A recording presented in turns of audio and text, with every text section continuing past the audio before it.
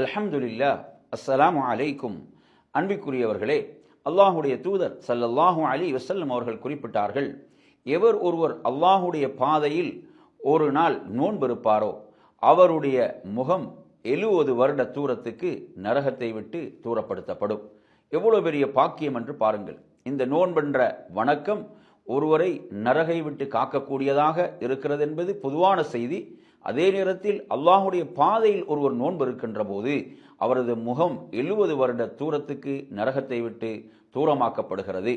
அதே நேரத்திலே நோன்பென்பது கேடயம் என்று அல்லாஹுடைய தூதர் சொன்னார்கள்.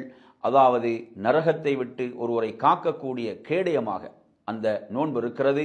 எனவே நமது நோன்பை நாம் நரகை விட்டு நம்மை காக்கக்கூடிய நோன்பாக மாற்றிக்கொள்வோமாக.